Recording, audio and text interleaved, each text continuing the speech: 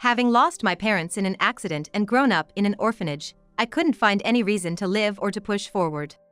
Then one day, I received a letter from my mother, who I believed was dead. What's more, the return address was our old family home. This couldn't possibly be happening. But maybe, just maybe. After agonizing for days, I decided to go to the address on the envelope. But as I saw our old home, memories flooding back, I was suddenly overtaken by fear. I decided to peek from the backyard first. I saw a middle-aged couple living there. I squinted for a closer look, thinking if I didn't recognize them, I'd sneak away. But in the next moment, I couldn't believe my eyes. What? Dad, Mom? I was dumbstruck by this unexpected turn of events. My name is Katie Anderson. I was placed in an orphanage at the age of 10 and left 2 years ago. I now juggle several part-time jobs and live alone in a cheap apartment in New York City. My parents passed away in a car accident when I was 10. During a holiday trip on the highway, we got involved in a multi-car pileup. I was in the back seat, and by some miracle, I survived. But my parents, in the front seats, were killed on impact when we hit a truck. We were returning from a fun day at the water park, a birthday treat I had longed for. While I was dozing off from exhaustion, I suddenly felt a jolt, as if a cannon had been fired directly into my back. The next moment, I found myself paralyzed and unable to move. In that disorienting moment, I desperately called out for my parents. But with no response, I lost consciousness and woke up in a hospital bed. As soon as the nurses realized I was awake, they started bustling around, and soon after, police officers and doctors flooded into my room. All the while, I kept wondering when my parents would come. I asked the nurses multiple times, "Where are Dad and Mom?" But only got vague answers. At 10, I thought they might be in another hospital. However, a few days later, I understood the evasive responses. My mother's sister told me that my parents' injuries were too severe, and they didn't make it. Furthermore, she said, "I have a family of my own," and told me she couldn't take me in. I just couldn't grasp the situation. My mother's sister explained things to me in simple terms so I could understand. As a result, I understood that since I had lost my parents, I was going to be placed in an orphanage after being discharged from the hospital. I had many questions about what would happen to the house I lived in and what I would do about school, but I remember feeling a slight relief at the thought of not becoming part of a stranger's family. Afterwards, once my injuries healed and I was able to move again, I was sent to an orphanage instead of returning to my own house. My mother's sister had taken care of my parents' funeral and sorted out their belongings while I was hospitalized, and she had also sent my personal items to the facility for me. We had been exchanging letters while I was in the hospital, so I was informed about these arrangements. To be honest, it felt like strangers had rummaged through my house, and I really didn't like it, but there was nothing a 10-year-old like me could do. Moreover, I never even imagined that I wouldn't be able to return home. I wanted to know why, but I didn't know who to ask or how to convey my feelings. Everything moved forward without my input, and I felt like I was just being swept along. That's how my days went. Even after moving to the orphanage, I'd receive letters from my mother's sister a few times a year, but the content was always the same. "How are you? Do you need anything?" At first, I wrote back, but soon I ran out of things to say. So, little by little, I stopped replying to her letters. To begin with, I had never met my mother's sister while my parents were alive, so she felt like a stranger to me. Being worried about by someone I felt was a stranger meant nothing to me, and exchanging letters became a chore. Maybe she sensed how I felt, because the letters from my mother's sister became less and less frequent over the years. By the time I was ready to leave the orphanage, I had almost forgotten about the letters and our relationship had become very distant. I always felt as if I was left behind in some unknown world, spending my days in the orphanage.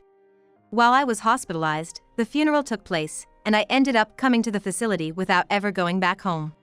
Because of that, no matter how much time passed, it all never felt real to me. Why am I here? I constantly felt a sense of alienation. As I grew up, this feeling of alienation turned into loneliness. I have nothing left. There's no point in trying since I have nothing. Feeling this way, I lost all motivation. So, when I graduated high school and left the facility to get a job, I couldn't fit in with the work environment and the differences with my colleagues, so I quit almost immediately. After that, I hopped from job to job, but I always felt out of place, and none of the jobs lasted long. The time it took to find a new job kept getting longer and longer, and my already limited savings quickly ran out. I managed to scrape by with day labor jobs, living each day on the edge. I often wondered if there was truly any meaning to keep living in such loneliness. Wouldn't it be easier to just leave my apartment and live on the streets? I thought about it many times, but always backed out at the last moment. If my parents knew I was living on the streets, they would surely be devastated. Even though I knew I'd never see them again, I didn't want to make them sad. One exhausting day in that daily grind, I got a call that a letter addressed to me had arrived at the orphanage where I once stayed. Maybe out of guilt for quitting my job shortly after starting, I tried to avoid any association with the facility. So, I planned to have them discard the letter without reading it. But the moment I heard who sent it, I felt as though I'd been hit over the head with a hammer. Incredibly, the letter was from my mother, who I believed had died in an accident when I was 10. I immediately headed to the facility to retrieve the letter. My mind was in turmoil ever since I got the call. My parents were supposed to have died in an accident when I was 10. That's an unchangeable fact. So, miracles don't happen, and there must have been some mistake with the letter. I tried hard to ground myself and not to escape from reality. But against my better judgment, the impossible hope that their deaths might have been a mistake kept cropping up in my mind. If my mother was indeed alive, why had she left me in the facility all these years?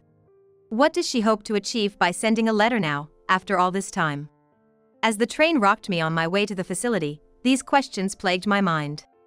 However, I couldn't find any satisfactory answers or sort out my emotions until the very end. My head was a mess of confusion, joy, doubt, anger, and sadness, and I felt like I could burst into tears at any moment. By the time I arrived at the facility, after a journey of over an hour, my mind was blank from overthinking. Just see the letter and then decide. I muttered to myself, trying to reassure myself, before entering the building. When I collected the letter from the office, I stared intently at the handwriting on the envelope. Without a doubt, it was my late mother's handwriting, and the sender was indeed her. With apprehension, I opened the envelope. Inside were 3 letters, each adorned with illustrations of a character I adored when I was 10. The first letter began, "To Katie on her 20th birthday." The soft, somewhat curly handwriting of my mother filled the pages, making my heart ache and my eyes well up just looking at it. The letters overflowed with memories from when I was born until I turned 10, and my mother's hopes and imaginations of how I might grow and change in the next 10 years. It was just so, her. Trying not to get the letters wet from my tears, I looked up at the ceiling over and over.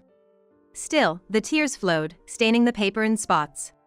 After reading the letters, I thanked the facility staff and promptly left. My mind was still in turmoil, and I wasn't in a state to talk to anyone. Riding the train home, I reread the letters multiple times. I kept rereading it, feeling that I might grasp something. And eventually, I concluded that these letters were written before the accident. I wrote a letter to my mother on my 10th birthday to show my appreciation. Probably, my mother wrote this letter combining her recollections of my 10th birthday and her hopes for the next decade. The question was, who sent it? The first person I thought of was my mother's sister. However, we hadn't been in touch for years, and I couldn't figure out why she would send a letter in my mother's name. Besides, the return address was our old home from when I was 10. If it was indeed my mother's sister, she'd probably use her own name and address. Considering how out of touch we've been, it feels unlikely she'd even remember me. So, who else could it be? I drew a blank. The motherly warmth in the letter filled me with both happiness and confusion. What should I feel? What should I do after reading this?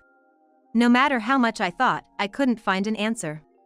Exhausted from pondering, I stashed the letter in a drawer, deciding to act like nothing happened and return to my usual life. But as the days went by, the existence of the letter nagged at me. I thought about throwing it away, but each time I saw my mother's handwriting on the envelope, I just couldn't. Instead, I considered meeting the sender. After all, I didn't have much to begin with, so there wasn't much more to lose. Plus, maybe, just maybe, I could ask them for some assistance in life. Unbeknownst to me, I might have been hoping that the letter's sender had something to change my current life. On the bus headed to a familiar address, I was gazing absent-mindedly at a townscape that looked nothing like my memories. Where there used to be just fields and woods, now stood a large shopping mall and numerous houses. The station I alighted at had a new bus loop, and even a chic cafe. This is also a world unknown to me. I pondered as I trudged toward the address written on the letter. But a few minutes later, when I turned a street corner, the sight that greeted me took my breath away. It was a residential area that had barely changed from 10 years ago, just as I remembered it. The view instantly pulled me out of the colorless, hazy world I was in, and transported me back to the vibrant world from a decade ago. This was definitely the town I used to live in. And further down this road was our family home. Before I realized, I found myself running toward the house. I was filled with a peculiar sense of relief, like a school kid returning home or a long-lost child. At the end of my mad dash stood my beloved home, just as I remembered it. Indeed, the letter had been sent from this very place. However, once I got to the front of the house, I couldn't muster the courage to ring the doorbell. The fear of the unknown, of not knowing what would happen next, held me back more than the desire to learn the truth. Pondering on what to do next, I decided to first scout out the backyard. I felt slightly uncomfortable, as if I were a thief, as I discreetly peeked into the garden. And there, on the balcony, I saw a middle-aged couple preparing to sunbathe. The man appeared to be in a wheelchair. To ascertain if I knew them, I continued to observe. Amidst their soft-spoken conversation, for a brief moment, the couple looked in my direction. The instant I saw their faces, I couldn't help but exclaim aloud. What? Dad, Mom? You're kidding, right? Frozen in surprise, the man in the wheelchair noticed me. "Katie? Is that you, Katie?" Upon murmuring my name, he suddenly began crying out loud. I, on the other hand, was paralyzed, too overwhelmed by the shocking turn of events. The next moment, the woman, sensing something amiss, rushed out to the balcony in a panic. She ran straight to the man in the wheelchair, trying to comfort him. While sobbing, the man pointed towards me and seemed to be explaining something to the woman. The woman stared intently at me, then suddenly smiled and said, "You're Katie, right? I have something to talk about. Can you come in?" She invited me into her home. Although I couldn't grasp the situation, I had many questions too. I silently nodded and was ushered into the living room from the front door. During the introductions that followed, I learned the woman's name was Irene. And the man in the wheelchair was, as I suspected, my father, Andrew. Furthermore, the two of them were married and apparently lived in this house alone as a couple. According to Irene, my father had been in a severe accident and had been in a critical condition, hovering between life and death. I was told I should have been informed about this when I was 10, but I didn't remember it at all. When I told Irene this, she asked, "How was it explained to you?" I replied that my mother's sister had told me he was in a desperate condition with no hope of survival. But on reflection, it seemed I only heard that my mother had passed away. If that was the case, why had my father been declared dead? Irene helped me reconcile my memories with the truth for hours on end. As a result, I realized I'd made a massive misunderstanding. After the accident, the 10-year-old me, unable to comprehend my father's unconscious state, had felt rejected by him since he never came to see me. "Daddy doesn't come to see me at all. I'm sure he's mad because I said I wanted to go to the water park and that's why Mom died." At 10, I felt this way and believed my father had grown to hate me. That feeling probably transformed into the memory that both my parents had died in the accident. I'm just guessing, but I think for the young Katie back then, it was less painful to believe both parents had passed away than to think your father hated you. Irene said, trying to console me, but honestly, I felt deeply guilty toward my father. Yet, a question arose. I was terrified to ask, but if I didn't, I would regret it forever. Taking a deep breath, I asked Irene, "Why didn't my father come to get me?" Irene paused, thinking, and then exchanged glances with my father. Without saying anything, he nodded, and taking that as a cue, Irene began to explain the situation at the time. Andrew regained consciousness more than half a year after the accident. Half a year. That coincided with the time I was discharged from the hospital. Although it was miraculous that he woke up, it took him several more months to fully grasp the situation. Waking up feeling like he had just slept one night, only to realize half a year had passed. It's understandable. Moreover, my father suffered from post-accident complications, leaving him with many disabilities affecting his memory, speech, and body. The doctors had apparently told him, Returning to your original life is impossible. Initially, my mother's sister, having heard that recovery was hopeless, proceeded with plans to place me in a care facility as scheduled. When I came to, nothing was left. I painfully realized the length and importance of the time I'd lost while I was out. My father said that, with a faint glimmer of tears in his eyes. According to Irene, after being discharged, my father went directly to the disability facility where Irene worked. There were times he wanted to see Katie but couldn't articulate it. At the same time, he began to mentally grasp the death of your mother, Sophia, so for a while, Andrew was deeply depressed and even had to be admitted to a psychiatric hospital. My father, having lost everything, had once sought meaning in life amidst despair, just like me. Hearing this story, I felt incredibly comforted. My father hadn't disliked or forgotten about me. On the contrary, he cared about me so much that it drove him to mental illness. In that moment, I felt a mysterious warmth, as if the cold loneliness that had settled in my heart was slowly melting away. According to Irene, even after returning from the psychiatric facility, my father's emotional state remained unstable. Not only did he refuse rehabilitation, but he also didn't eat, couldn't convey what he wanted, and often had behavioral issues like lashing out at staff or throwing things. The staff's approach to my father gradually became more mechanical. Amongst all this, the one who always faced him without a hint of annoyance was Irene. To understand what my father wanted to convey, Irene used handmade cards and whiteboards to communicate with him. Moreover, she would find time for massages every day to ensure his muscles didn't stiffen and even came over to practice conversing. My father once told Irene, "I see traces of Sophia in Irene. I thought Sophia would be saddened by my pitiful state, which made me feel like I had to pull myself together." As he said this, he tightly gripped Irene's hand.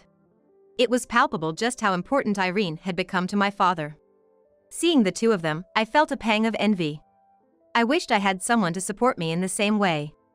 After that, my father, as if reborn, diligently attended rehab every day and stopped lashing out at the staff entirely. When my father first arrived at the facility, he wouldn't even try to get out of bed. But eventually, he began going to the rehab room on his own, even doing exercises voluntarily. It sounded like a miracle just hearing about it. But the real miracle was yet to come. Thanks to his relentless rehab, my father's condition improved to the point where he could lead a normal life. Incredibly, he was able to leave the disability facility.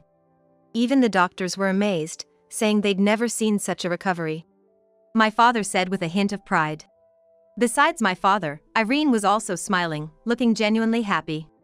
Her smile reminded me so much of my late mother that my heart was wrapped in a strange sense of nostalgia and warmth. Speaking of my mother, I hadn't asked about the letter yet. I pulled the letter from my mother out of my bag and inquired about its origin. But my father suddenly looked down and went silent. Seeing this, Irene stepped in and explained why they had sent the letter on his behalf. "After we got married, I stumbled upon this letter while cleaning up a room. Andrew had always been thinking about you, Katie, but he felt he didn't deserve to see you. I convinced him that, at the very least, he should send this letter." With Irene's explanation, all the messy pieces in my head finally came together. It was all a twist of fate. Because of the accident and his disability, my father couldn't come to see me. I had mistakenly thought he was dead. Both of us felt lonely and had been walking through a dim life. However, it was this letter left by my mother and Irene that brought my father and me back together. "I never once forgot about you, Katie. I've always felt guilty for not being there for so long. I thought if I reached out now, it might be a bother. I'm truly sorry." Saying this, my father deeply bowed his head to me. After hearing about his past struggles, I didn't feel any resentment.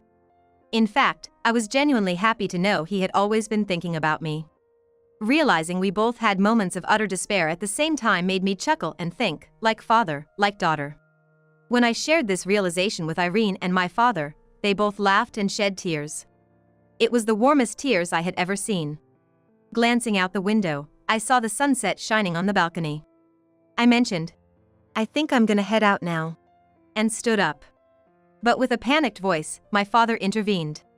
"Wait! We finally met, and I don't want to let you go again, Katie. I know I may not have the right to ask this now, but I want us to be a family again. Please stay." As he spoke, Tears different from earlier streamed down his face. I was genuinely touched to realize that my father cared so much for me. But at the same time, I couldn't shake the fear that I might ruin the happiness he currently had with Irene. I was torn between wanting to decline the offer and the desire to continue living with my father. I stood there, frozen, unable to answer. Hey, Katie. Do you think you'd reject me if I was your mom? What? I stared deep into Irene's eyes, taken aback by the sudden question. Irene smiled tenderly, as if she could see straight into my conflicted heart. Not just her smile, but her generous care and attention were so much like my real mother. It felt as if my real mother was pushing me forward. And in that moment, I found the courage to be true to my feelings. If you'll have me, I'd love to be a part of this family. Shouting my answer, my father's face lit up with joy, almost toppling over from his wheelchair with excitement. Seeing him like that, I laughed heartily for the first time in a decade. I finally felt I had found a place where I belong in the world. Half a year has passed since then. I'm now preparing fervently to pursue my dream of becoming a flight attendant. And next year, I plan to have the interview. Before coming back here, I lacked motivation and had given up thinking about my dreams and my future. However, when I was able to think about my future again after reuniting with my father, my mother's letter guided me once more. The last line of the letter read, "What are you up to now? Did you become the flight attendant you always dreamed of? No matter what the future holds, know that your mom is cheering you on." With my mother's loving words in my heart, I decided to chase after my dreams. And I want to spend peaceful days with my father and Irene.